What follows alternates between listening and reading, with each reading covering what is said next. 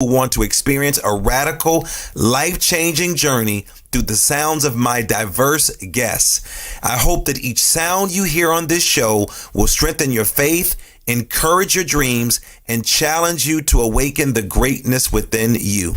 Drop the bombs. Drop the bombs. We're gonna drop the bombs. Drop the bombs. We're gonna drop the bombs. Drop the bombs. We come to drop the bombs. Drop the bombs. This is a journey into sound.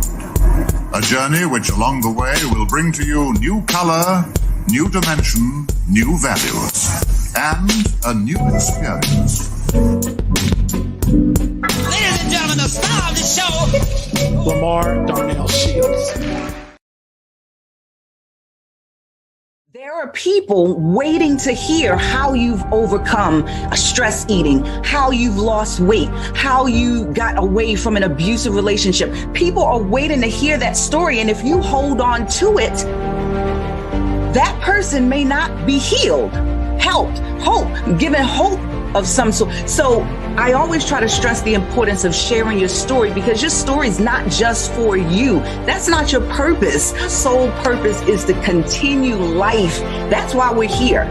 And in doing that, sharing your story is one way that you can do that. And if you can write your story in 15 minutes and just get it out there, you can write it again. You can go back and add. You can have a series if you want. You don't have to write a 500-page book or a book the size of the Bible to help someone, or even help yourself, because a lot of people think it's cathartic to write and get it out, like journaling and things like that. It helps us to work on ourselves. But if you can get a little piece out, it can help someone. And in helping someone, it can't do anything but come back and help you to accomplish the goals that you're trying to achieve.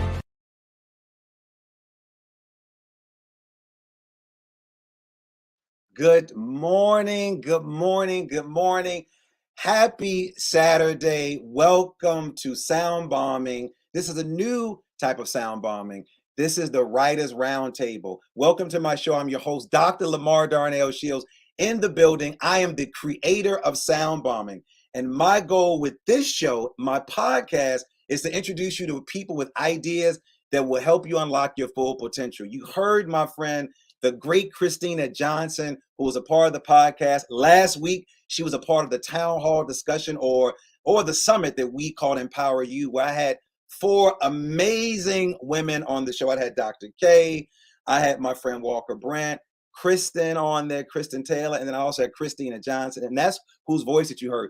She talked about the power of stories. And today I have an exciting live show for you. We're doing this. This is brand new. I love stories. Before I get started, happy pre-Mother's Day to all the mothers that are out there, to all the abuelitas, the madres, the grandmothers, the big mamas, the madirs, to whatever you call, to the nanas. We say happy Mother's Day to you. And today is a special day because we're going to talk about stories. So when you listen to a story, I don't care what age you are transported mentally to another time, another space, and another galaxy sometime. But when you hear a good story, you forget about all of your surroundings and you're entirely immersed with the storyteller. Sometimes you can smell things, you can feel the energy. Sometimes it takes you there. And depending on the story you're reading or watching or listening to, your palms tend to sweat. The scientist in your mind starts to get excited because you're starting to wonder what's going on. You blink faster, your heart flutters or skips, your facial expressions start to shift, your muscles, your eyebrows react to good words. And another sign that says that you're engaged with the storyteller. We know, as people of African descent, we know of indigenous people, we are storytellers. Today's guests have several stories to share. So I'm asking you to pull up close. If you're anywhere in the world, every place it seems like it's raining. So get some warm tea or some coffee or a nice espresso or some soup. Sit back and listen to these amazing women that I'm going to bring into the space. They've written a book entitled A Circle for Sisters, Stories from the Inside Out. And I'm excited and honored to have them on the show because I know when women and girls share their stories of personal growth, they often find that telling their story is itself an act of self-empowerment. And if anybody has been following the news and watching what's going on politically with Roe versus Wade, with women being under attack, you know what I'm talking about. And then these women, they inspire others by changing your lives, by sharing their stories. These four amazing women, all mothers, have decided to share their stories of personal triumph in an effort to give you hope, to inspire you, to help you change your lives. And so I'm telling you, pull out your pen and your pad. If you were here last week, you know I had some amazing women on the show. My first guest, I've been knowing this sister for a very long time. We have so many stories that either one of us, if we shared them, we probably go to jail right now. But we have children and we have families. So we're going to take those stories to the grave. We were some budding young people growing up in Baltimore, loving the arts, loving the world, decided we want to have families, have some babies, but we still got back to the things that served us well. I've been knowing Tracy and love her children. They are family to me. Coach Tracy is what people called her, a certified life coach. She expresses her passion with helping others lead to their best life. She's motivated people all over the country. She is the founder of A Circle of Sisters, a company created in 1997. That's a long time ago. Anytime you say 19 anything, you dating yourself. But when you see Tracy, you're like, she can't be 19. Yes, she is. Because sisters black don't crack. Y'all know that, right? But she established this company and still moving strong. And I want to invite her into the room with me. Put your hands together for my friend, Coach Tracy in the building. What's happening, Tracy? Hello, hello, hello. We are here. Look at you glowing, looking like Aaliyah. It's hard for young girls. She's looking like me. There we go. Thank you. See, she's been correcting me since I moved here from Chicago. Correct. Yes. Aaliyah is looking like her mama. Well, happy Mother's Day to you, sister. Thank you so much. Hey, I am so glad and honored that you decided to write this book on the pre-Mother's Day. Again, thank you for your patience. You know, I had my producer. We lost our producer. So you know how we do it. What we do, Tracy, we roll up our sleeves. We make it do what they do. And you did something amazing. You gathered a group of women together, and we're gonna bring these women into the room, and you wrote a book. And what I know about you, you love words. You've always been reading. I'm surprised you didn't become an attorney. You've been around so many attorneys. I'm surprised you did not, or an English teacher, but you did teach. You did teach.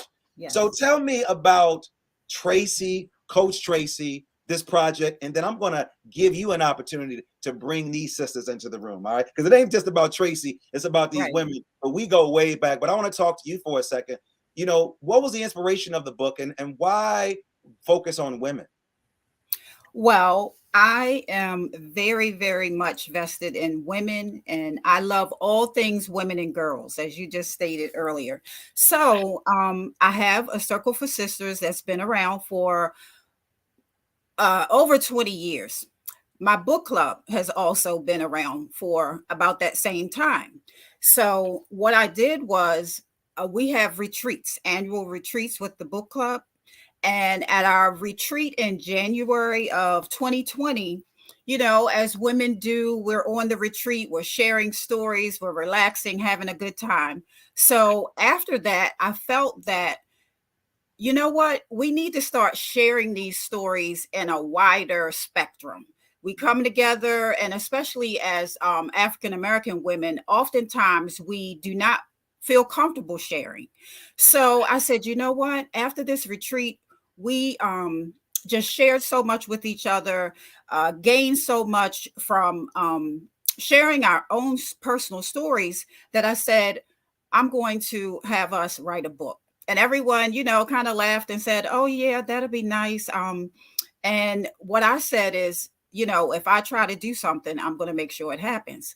So I came back after the retreat. We were in a beautiful retreat in Deep Creek Lake, Maryland. So we came back.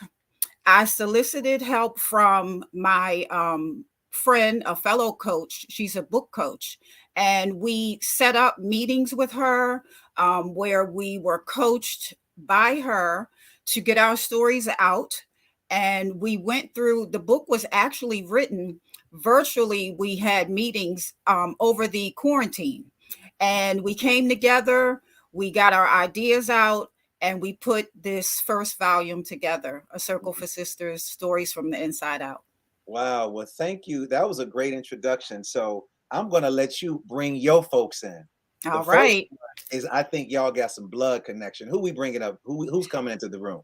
We're bringing in Deirdre Bass, which is also my cousin and also known as DD. DD, what's happening, home girl? Hello. How is everybody? You were ready. Let me just tell you, DD was in the green room already ready, glowing. This must be in the family bloodline. You glowing, you excited. I can see you all in the green room as Tracy is laying the foundation. So Deidre, you joined these other sisters who we're going to be bringing in. And when Tracy came to you all with this idea, what were you thinking? Well, listen, first of all, you know my cousin Tracy, right? So you probably threatened her to write the book. Listen, when Tracy puts her mind to do something, it's got to get done. So after we had this retreat, we made that decision. We're going to do it. And I was absolutely excited about doing it. Always pushing myself to step outside my comfort zone. So it was something new that we wanted to do. And we were just all in. I was absolutely all in, wanted to share our story, because at the end of the day, I know that transparency brings healing. It's vulnerable, but that transparency and that vulnerability ultimately brings healing. And when we were going through our coaching sessions, it was therapeutic. I think you said that we found it very therapeutic. There were times when it was healing that was occurring even during that. So we said, you know what, we can't keep this to ourselves. We have to share this. We have to share our stories, because it's going to help other women. And this is just the beginning. This is a movement. This is volume 1. We plan to invite other authors, do other volumes, so that the healing can continue. Wow. Well, I know you and Tracy didn't do it by yourself. So we're going to bring in our next team member, co-author. Tracy, who's next? Next, we have Joey Hill. Miss Hill in the building. Not Lauren Hill, but Joey Hill. You like Tracy, you got words all over the studio. Joey, welcome to SoundBalming, the Writers Roundtable. So you are part of this retreat. You're part of the book. Talk to me about when it was introduced to you and why you want to be a part of it. Yes, good morning to everyone, and thank you for the opportunity to be a part of this podcast today. I met Tracy at the University of Baltimore back in 1993, and I was also a part of A Circle for Sisters when we got started. And when Tracy came back and said, we want to have this book, let's do this, I was excited about it, because I believe, just as Deirdre said, that when we tell our stories, we are helping someone else. Our stories are always bigger than us. And when we got together during COVID, it was very therapeutic and healing, like Deirdre said, for myself, because it gave me a chance to connect with other women, and we were growing together, and we were sharing together. We were encouraging each other. We had a really good book coach. And one of the things that really stood out for me with our book coach was, when we would start our sessions, she would always ask how everyone was doing.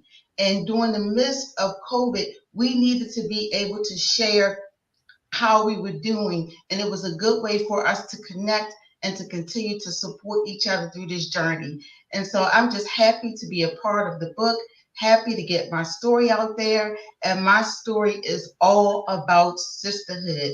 That is a big deal to me. I am passionate about women creating and cultivating healthy relationships, because I believe that we need each other to get through life, and that is my story. So go ahead, Miss Hill. Go ahead, Miss Hill. Glowing.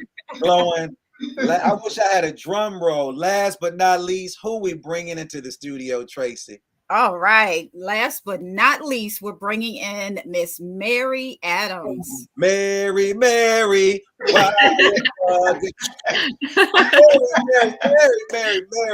Mary. I love Mary J. Blige. I love Mary Bible. I love Mary the nun that used to beat me out of school in Chicago. Mary, welcome to the podcast, and you two are glowing. Thank you for hanging out with us. So you with your circle of sisters, I've heard their connection. I want to hear your connection when you were introduced to this project. Yes, good morning. And I want to thank you for inviting us to come on your podcast this morning. Tracy and I met, in 1995 when we worked together at a law firm. So we've been friends, that's going on 28, close to 30 years now. And then we later became Girl Scout troop leaders together. But Tracy and I, we were on that same Deep Creek Lake resort retreat rather.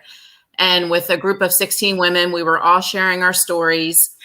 My story is a little different. My story is about surviving domestic violence.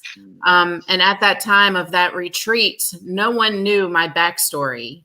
That was not a story that I shared when we were on that retreat, because at that time, for a lot of women, there's a lot of shame and vulnerability in having to share, something like that and how to survive. But at that time, I was in that survival mode.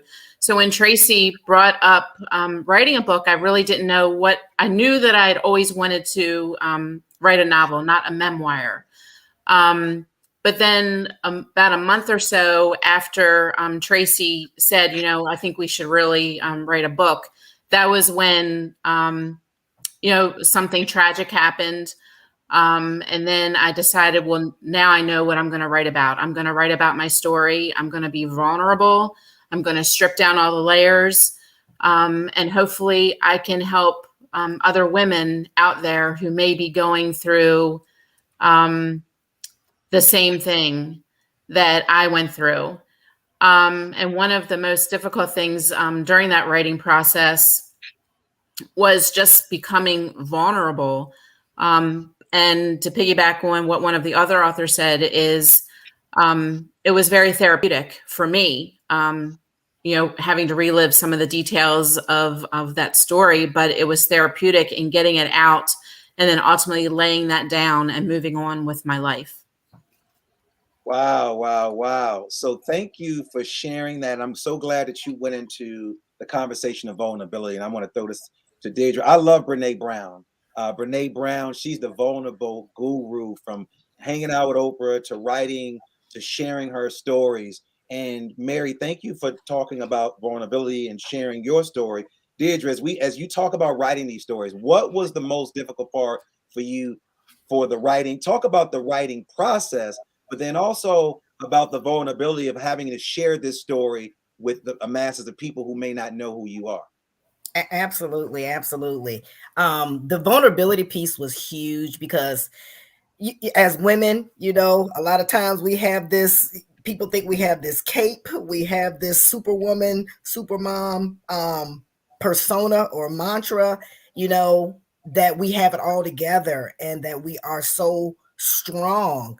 But at the end of the day, we have points where, we just need to take the mask off. We need to say, hey, I'm not okay here. I'm hurting in this place. And you need to have, just pointing back to Joy, you need to have that sisterhood of women that you can trust, that you can take the mask off, that you can be vulnerable with. And this group of ladies was definitely one of the group of ladies that gave me that. It was a safe place where we could share. So being able to share some of the experiences that I had in business, what drove me to the point of being as driven as I am. And that came from a place of lack, that came from a place of not having, that came from a place of just making sure I had a plan B, C, D, E, and F. So just being able to have that vulnerability and share that in a safe place was absolutely everything. The collaborative process was great because it helps you get out of your own head. You don't have all the answers. You don't know it all. And just bouncing ideas off of one another and sharing with another, and someone peeling the layers back to challenge you on things. Did you think about it this way? Did you think about it that way? What about this and what about that? It was just huge and just added more value than just doing it by yourself. The different perspectives and voices was wonderful. So Right. Deidre, before you, Tracy, I want to throw this out at you. Deidre talked about trust, and the work that I do is centered around equity, inclusion, diversity, and belonging. And in the beginning, I don't say I create safe spaces. I create courageous spaces, because you got to be courageous. Talk about what Mary said. Tracy, talk to me about trust amongst women. So how does a group of women build trust? And then how did you create a level of safety to get these women to open up to share their story? And then Joey, I want you to come right behind Tracy with that. Sure. I think that speaking to the trust and the safe space is kind of really what my chapter speaks to also, living your authentic life. As I stated, and as you said in the intro, I, for 20 some years, have tried to bring women together, positive women, women who are going to uplift and encourage each other. So myself and Joey, who was a co-founder with a Circle for Sisters 20 some years ago, we wanted to create a space where women could just come together, share, be uplifted and empowered, to create the confidence, the ownership, and the freedom to be able to take over their lives and to heal, like we said, most of us have said. So through the Circle for Sisters and through my book club, I've just tried to create spaces where women can be comfortable, can be their authentic selves, and just learn who they are, who they want to become, and to just be better for themselves and everyone around them. So thank you for that, Tracy. Joy, safety, trust amongst women. Share how you all came together. Yes, I would like to piggyback on what Tracy said. I knew Tracy again from 1993, and then we were in the Circle for Sisters together, and her and I had forged a sisterhood for so many years. I didn't know Mary or Deirdre prior to this process, but I trusted Tracy, and I knew that she would be around other women who were trustworthy, who were loving, who were kind, who we could pour into each other. And again, during that writing process with our book coach, we were sharing back and forth how to help each other and how to get through. And over time, we became more and more vulnerable with each other, and we were able to get each other and usher each other through the writing process.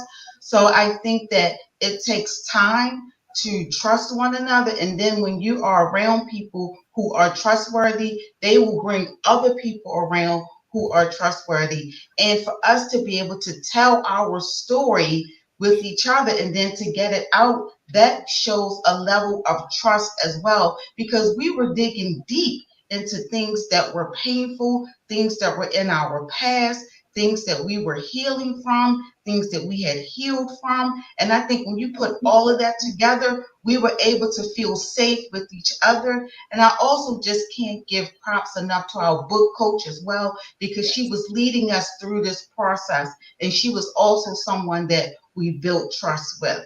So that would be my response to how we were able to build trust together. And we are sisters now. We have formed a sisterhood through writing this book, and we text each other, we check on each other, we have weekly meetings, we go through everything together. We learned how to write the book together and how to publish it, because our book coach could only take us so far. And so we had to lean on each other to get through the process. We had assignments, we had things that we had to do, and we just kept forging on. So I just want to say that I'm grateful that I have these women in my life. They have supported me, they have encouraged me, and they have helped me to get my story out. Wow. Well, if you're just joining us, where have you been? I'm joined with the four authors of A Circle for Sisters from the Inside Out, Coach Tracy, Deirdre, Joey, and Mary Adams.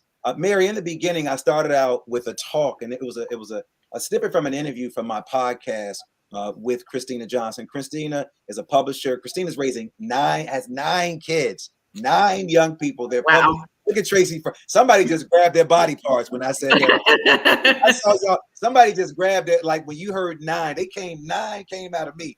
So Tracy, I'm sorry, not Tracy. In the beginning, when you heard that piece, Christina talked about the power of stories and how stories can heal and they can move people forward. So Mary, share with our audience the power of stories and the power of storytelling and how your story, your personal story of domestic violence has helped you heal, but then also you're noticing that it's helping other women heal and share their stories. The power of story. Go ahead, Mary. Well, the power of storytelling, it was so amazing for me. As I mentioned earlier, it was so cathartic and therapeutic for me just to get my story out there, tell my story, because I felt with every word that I wrote, I was releasing pain, I was releasing hurt, and I was letting it go. And just to be able to share, because it's so painful, and there's a lot of shame that's attached with it because you don't want people to know what's going on behind closed doors, because everyone has an opinion. Well, why did you stay? Why didn't you leave? You could have done this, you could have done that, but there's so much more to it. So just getting my story out there and sharing, and the whole time that I was writing it, my whole goal was, if I can just help one other person out there who may be going through the same thing, to let them know that there is life and light at the end of the tunnel. And I tell you, when I started with the book club, and I said it in my chapter that Tracy didn't know it, but she really did throw me a lifeline when I joined that book club, because I was I was able to be supported emotionally by a group of women who really cared about me. And it was a trusting and loving environment. Nothing that was said around any of those dinner tables or in any of our discussions was ever broadcasted out to anybody else. So you always felt safe, you felt loved, you felt embraced. So I felt like it was a safe space for me to share, and then just putting it down on paper and then sharing it with a much broader audience. And hopefully, this will let somebody know that, there's life after domestic violence. And, I'm so much happier now. I'm hoping that I'm a living example. Yes. That, your life can continue. And I just hope that I'm able to inspire and motivate somebody that you don't have to stay stuck. You don't have to stay where you are. You can as I did, you can put your exit strategy together. You can get your life back. You can start over. You can start fresh. And, life is good now. I'm so much happier. And I just hope that I can inspire somebody else to do the same. Life is good. Let me find out, Mary. I'm gonna see you in a tattoo shop with Life is Good. I am terrified of needles, so I will never have a tattoo on my body. Well, Mary, Mary out here running marathons. Yeah. Doing it all. Mary, I'm doing it all. You have inspired so many women, girls, and men who feel that they can put their hand on women, and women who also put their hand on women. So I congratulate you for doing that. Again, if you just tuned in, if you have any questions or comment, leave them in the chat. We want to bring you into the space. So Deirdre, you heard Mary's story. Has writing this book changed the way you see yourself? And if so, please share. And I want to hear a response from everybody. But we're going with you, cousin Dee. All right, absolutely. It's definitely changed the way that I see myself. I never saw myself as an author. We are authors now, ladies. Mm-hmm. So that was absolutely that was a big thing for us, that we started something and we didn't quit. We saw it through, because life doesn't stop once you make a decision to do something or add another chapter, if you will, to your life. Life didn't stop. We were still mothers. We were still business owners. We were still employees. We were still sisters, wives, all of that. Things didn't stop. So we just were able to see ourselves in another capacity.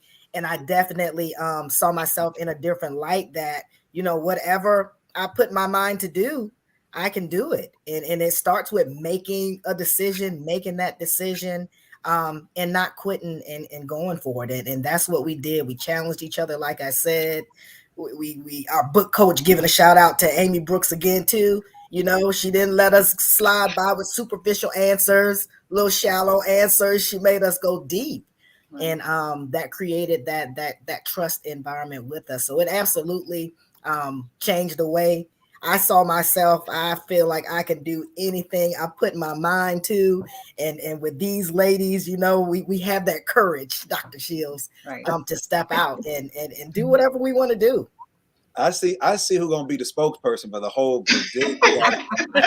We're just like, listen, I'm ready. Joey, same question. As writing and publishing this book, change the way you see it. And Tracy, I want to prepare you. I want you to read an excerpt from the book, a short excerpt, Tracy. So hopefully you have the book near you. Joey, has writing and publishing the book changed the way you see yourself? Absolutely. And one of the things that I have seen myself differently is having the power to empower women at another level. I was very motivated and inspired by my own daughter because I wanted to leave a legacy for her, something in print. I think that would help her in her journey throughout life. I wanted to be able to impact women at another level. So I see myself as having the power and ability to reach women in different ways versus what I had been before in my own community and my own circles. And I just feel great about being able to share that sisterhood is a beautiful thing and that women should seek out relationships that are healthy so that we can journey through life together. So again, absolutely, writing and publishing the book just empowered me to get my voice out there. I had always been a person that embraced sisterhood, and I wanted to model that to my daughter, but writing and publishing the book enabled me to get this out and hopefully impact and inspire other women across the world. I'm thinking global. So that's my goal, and I believe, you know, my sisters on here feel the same way about getting our stories out. Well, speaking of the stories, Coach Tracy is going to share an excerpt from the book. And then as you share that excerpt, let us know the inspiration around what that is. Okay, I will read a short excerpt from my chapter, which is titled Start Living Your Authentic Life. I chose to write this chapter to let women know that they don't need permission to live their authentic life. Being true to your authentic self isn't easy. In today's society with social media, people share beautiful ideas, pictures of new homes, vacations, and all the great things their children are doing. All of these things often may be an editing of their authentic lives. We tend to live our life based on obligations, expectations, and shoulds. This can prevent us from being true to our authentic self and living in the now. Some of the risks to being true to your authentic self include people not liking you and your decisions, people judging you and having your feelings hurt. However, the benefits greatly outweigh the risk. The benefits of being your authentic self are living in the now, doing things that make you happy, and following your passion, regardless of who you disappoint or how it may be perceived by others. Everyone won't respond well to your authentic self because of how it may impact them. But I'll end with being your authentic self is so important. It's like a love letter to yourself, or my chapter is like a love letter to you. It's going to allow you to build the confidence, the ownership, and to take freedom over your life and to live in a way that brings you joy. You know, listening to you, first of all, Girl, Aaliyah is your twin. I'm just looking at, I'm like, this child looks just like her mama. I'm looking at you and I'm listening, I'm imagining Aaliyah in your body as you are talking. Shout out to Aaliyah, attending a great HBCU, and my nephew Jabari at Morgan State. So I'm listening to you and I hear you talking to your daughter. I hear you talking to Hadaya, Samira. I hear you talking to Kofi, Jua. I hear you talking to your nieces, your other nieces. Yes. As you write what you've written and as you read it, were you thinking about this next generation of girls that you may not even physically see, but you wanted to leave something behind for them? Absolutely. Absolutely. I even say it in my chapter how, I wrote this chapter, like I said, to give women and girls permission, but also living my authentic life. I have testimonies at the end of the chapter from actually my husband, Mike Ferg, and Jabari and Aaliyah, because when someone is living their authentic life, like I said, some people may have to not take a back seat, but they have to try to allow you to live your authentic self, but you want to do it in a loving way, and you want to do it in a way that also teaches them that they too need to live their authentic life. So even with my son having a male that I wanted to model for also. His father can teach him to be a man, but I can teach him how he will, respect his wife and allow her to live in her authentic self, in her authentic life. So, I was speaking to not just women and girls, but to men also. Thank you, Tracy. So cousin Dee, we want to hear an excerpt from you. Then we're going to go to Joey and then Mary. Folks that are listening, again, if you came in late, I don't know what you've been doing because it's raining every place. I'm hanging out with 4 amazing women who wrote a book, A Circle for Sisters, Stories from the Inside Out. Deirdre, you got a piece for us? I do. And I tell you, this is really all about helping people get out of their own way. We can have excuses or we can have results and have the success that we want to have. And my chapter is on success not happening by accident. But a way to absolutely enable that is making sure you have the right people in your front row. That was key to me, making sure that I had the right people in my front row that supported me, that I trusted, that would be there for me, and that I can empower. So I'm going to share an excerpt from the portion of my chapter called Your Front Row. Bishop T.D. Jakes, I know everyone has heard of him, but he is a major, major influence on my life. My husband, he really introduced me to him, Kenneth Bass, but Bishop T.D. Jakes, he just opens the word to me and opens things to me like nothing else. So this part of my book was, again, Your Front Row. And it starts with your front row are those seats that are closest to you. The middle seats are a little further back, of course. The nosebleed seats, those are really, really far back. But that's how access to your life should be. Your circle of friends and family that have the best interests, your best interests at heart. They support you. They love you. They get access to your front row. Even Jesus had a front row. All the 12 disciples did not sit right up close with him. That seating is reserved for your front row. Bishop T.D. Jakes talked about constituents, confidants, and comrades. And I had to learn how to put people in the right place in my life because I was getting in trouble with putting constituents in confidant places. And I would wind up being hurt. And I know that happens with a lot of people. Or I would put confidants in the wrong place or comrades in confidant places. And those confidants, those are your people that you trust, implicitly you can be your authentic self, like Tracy talked about. I feel like I hadn't even heard authentic self until Tracy wrote this chapter. Now I hear about it all over the place. But yes, those are the people in your front row that you can be your authentic self with, and being very discerning and being very sparing with who you allow in the VIP seats and in the front row of your life. I just want to be real clear. I want a VIP ticket. I don't, because you know when you're in VIP, when you're not used to being in VIP, when you get in VIP, Mary, you start looking back to see. No, when you used to being in VIP, you ain't looking for. So I better have the front row. I want my, and I love Bishop Jakes.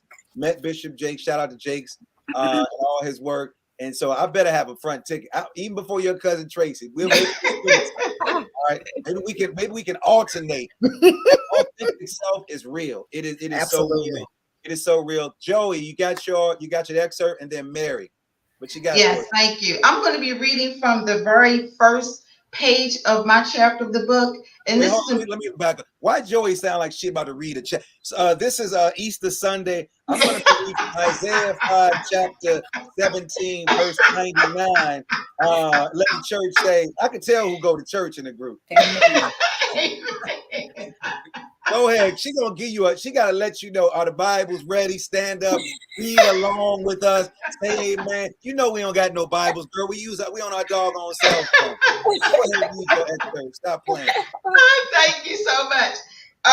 Well, the reason why I announced it like that is because I wanted to let everybody know that this is the very first section of my chapter, and this is where I go right in describing what sisterhood is.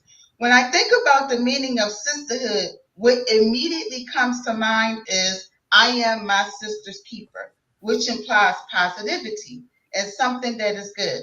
I imagine a female who is supportive, loving, loyal, kind, considerate, and respectful towards other females, whether they are family, friends, co-workers, classmates, or even women they do not know at all.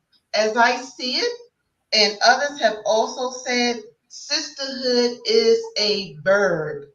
It is demonstrated by the way females treat each other, regardless of whether they are acquainted. The treatment is partially guided by what is in the heart, what is in the mind, what is valued, and what is believed. It is also guided by personality, background, and life experience. Realizing that the way females treat each other is based on those factors and may vary.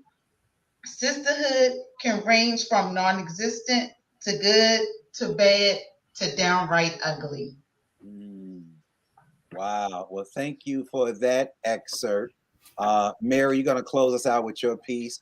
And then as you're sitting there, I want to talk about, as Mary's preparing her piece, I want to talk about something that Tracy talked about, this whole piece about self-care, being authentic, because I know a lot of women feel guilty for taking care of themselves. And I want you, after Mary finishes, I want you to provide a message for those women who are constantly working, those strong women. You know, now people say this message goes to those strong women. It's okay not to be okay.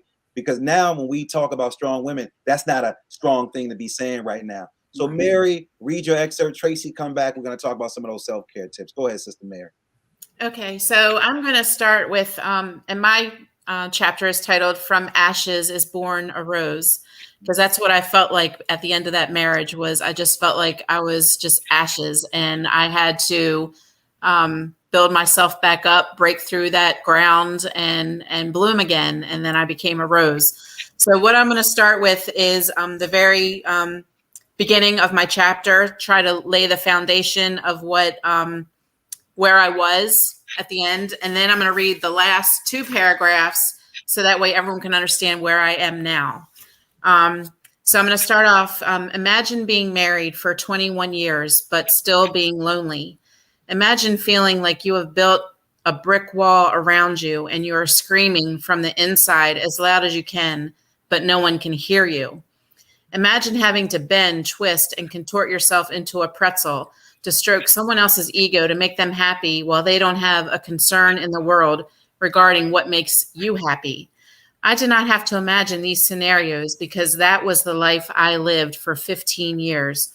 I became adept at covering up just how unhappy I was. I would put a smile on my face when out with family or friends. I would make excuses for him when he didn't go to a family dinner or come for a holiday or attend an outing with me. Making excuses for his absence became par for the course. So that was where I started. And then at the very end, I say, just like I dismantled the wall I built brick by brick to get to the core of Mary and who she is, I am now taking the time to focus on myself. I am rebuilding the wall by starting with the foundation of who I am and what makes me happy, truly happy, and brings joy and purpose to my life. Once the foundation is complete, I can add bricks to start building the house of Mary where I will live and dwell. Then I will decide who and what gets my time and attention and whether they add to my life or not. I am now excited for what the future may hold for me. I am free to live my life. I'm looking forward to discovering what makes me happy and taking on new challenges and experiences. We get a finite amount of time on this earth, and I choose to surround myself from this point forward with those that will add to my life and be positive influences and help me to grow and be all that I can be. I do not know my final destination, but I am looking forward to taking this journey. And why did I want to have Mary J. Blige in the background playing for you called Good Morning Gorgeous? And I have to tell you, Darnell, that actually I play that song almost every single morning because if you read my chapter, one of the major things that happened, and I want to say that it wasn't him putting hands on me. The domestic violence was the verbal abuse. And the verbal abuse, I think, in my mind, really hurts a lot worse because when you get hit or punched, I mean, those bruises and those broken bones are eventually going to heal. But those words, they stay with you. They're so much more long lasting. And a lot of the verbal abuse was all surrounded about my weight and my physical appearance and my unattractiveness to him. And during this, journey, my self-care is I've lost a lot of weight to date. I've lost like 72 pounds. But during that process, I would play that song, Good Morning Gorgeous, and look myself in the mirror every day and say, you are enough. You are better than those words. And I built myself up. And sometimes just something as simple as that can just really start turning your mindset around. And that was, so you're saying that's very powerful to me. So, well, I appreciate all of you sharing your excerpt, as you were talking, Mary, and I could see the difference because I look at this beautiful photo that Tracy sent me. I love the photo of you all walking. It looks like that you're in a park and you're holding hands. And I could see your transformation. Yes. On your face. When I saw the bio, and you talk about you running these 5Ks and you doing your thing. These lessons really make us strong and they make us sort of who we are.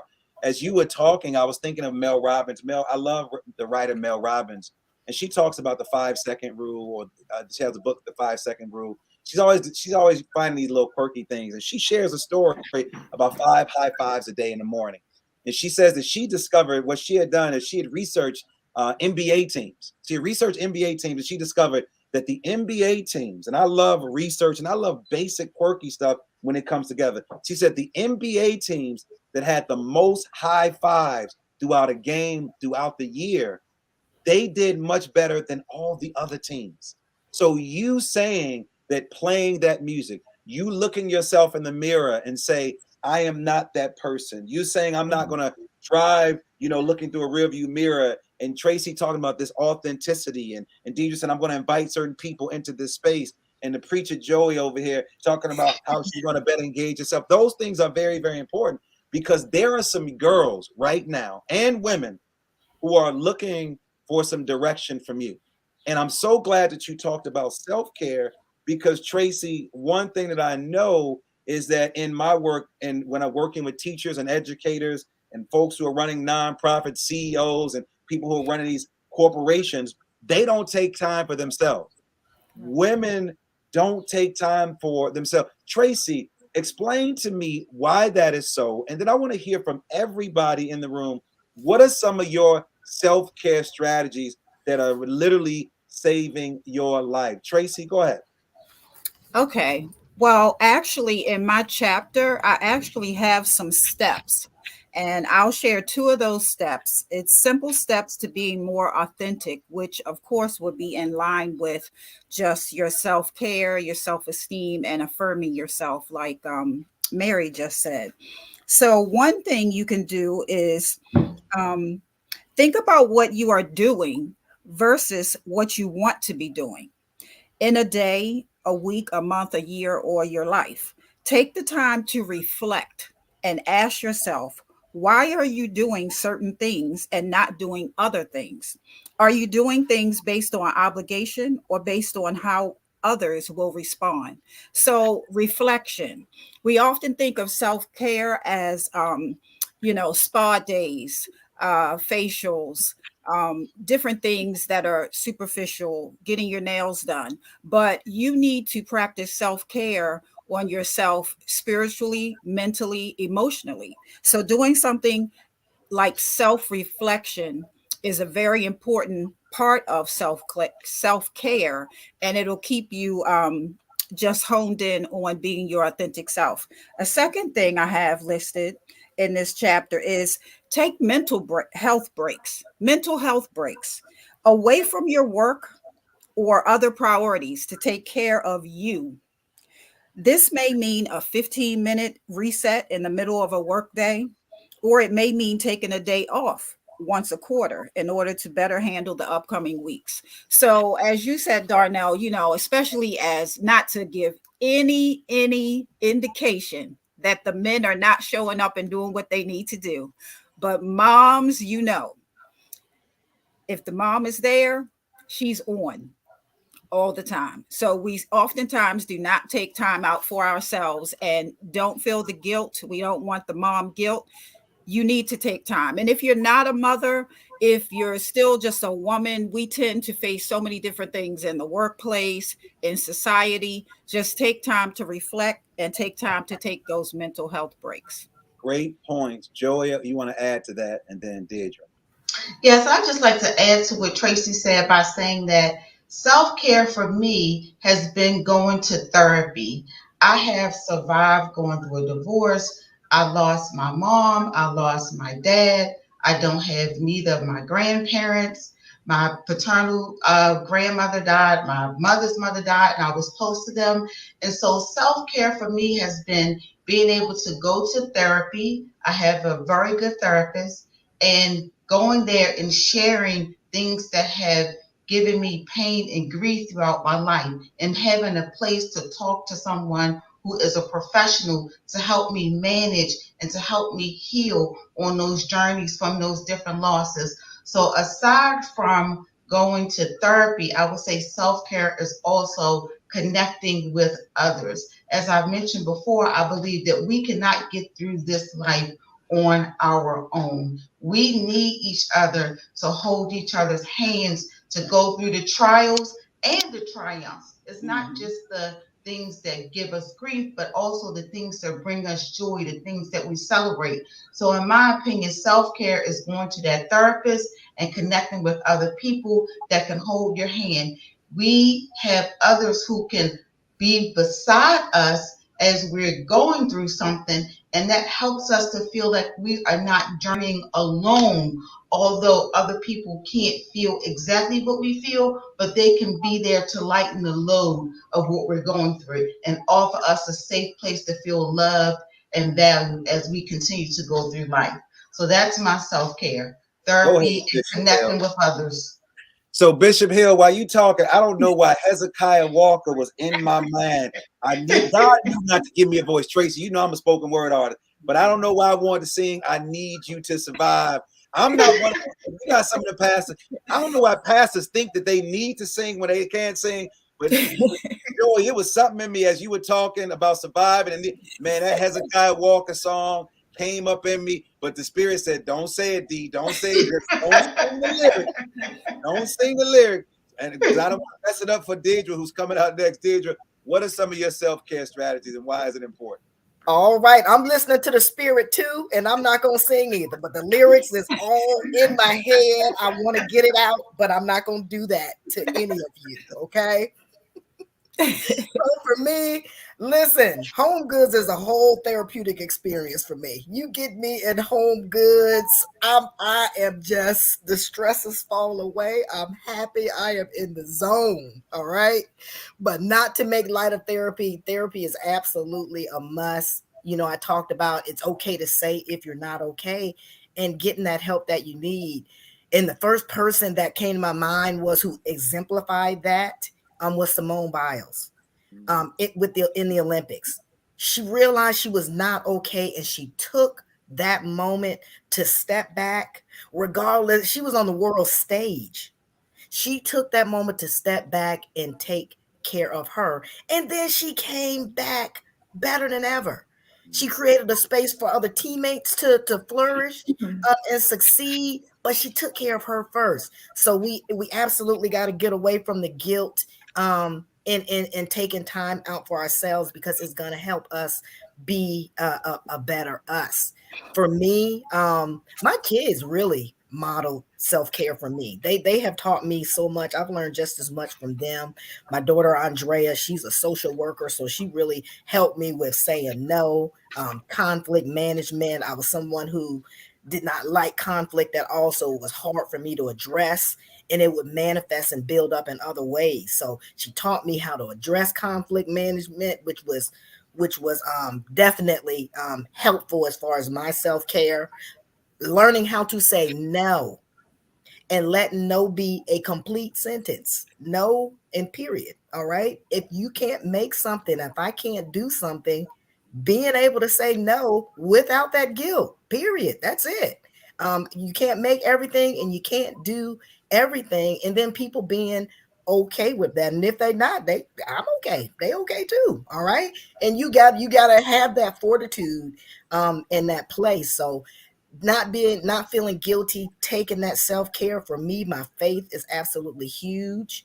It refreshes me, it refuels me, it grounds me.